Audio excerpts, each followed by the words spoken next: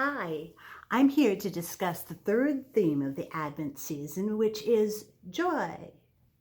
It's a major theme of the entire season of Advent, but we focus on it especially during the third week. If you have a pink candle on your Advent wreath, go ahead and light it now. And on the third Sunday of Advent, the priest is allowed to wear pink vestments. But why? Why pink of all colors? Is it a more joyful color than purple? And why do they set aside the third, not the last Sunday of Advent to celebrate this? And what in the world does this have to do with joy? To answer this, without getting too deeply into the weeds, discussing the origins and history and development of Advent, we're not talking about pink and purple here, but rather rose and violet. We're not parsing semantics.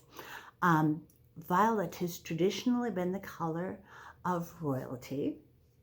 It has been the color of preparation and of repentance. And at this time of the year, it is the color, they say, of the winter sky before dawn.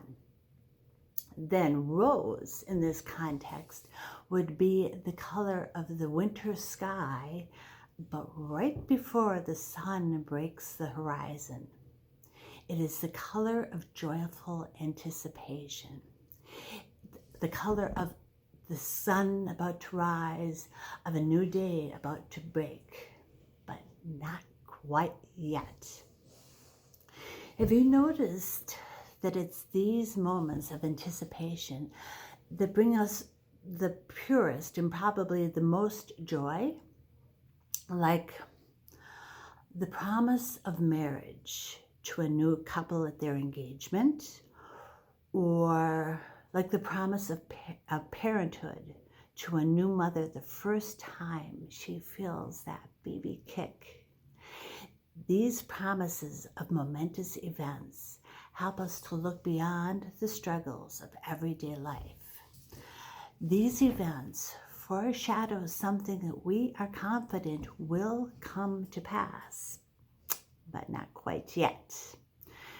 Perhaps it's the sentiment of not quite yet. Because of this, that we light the candle on the third and celebrate joy on the third and not the last week of Advent. We want to leave with that joy of anticipation just a little bit longer. Jesus' coming is close, so close we can taste it, but we have to hold on or wait just a little while longer.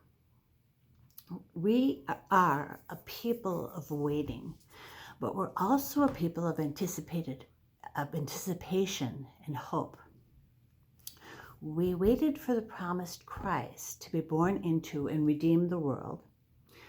And we wait once again for Christ to come again, when peace will reign and all of humanity will once again be in right relationship with God.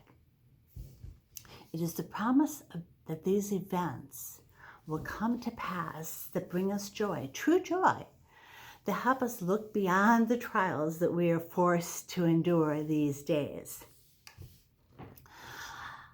True joy is a gift of the soul, the joy of anticipating life beyond this worldly existence with God forever in heaven. And so we wait in joyful anticipation.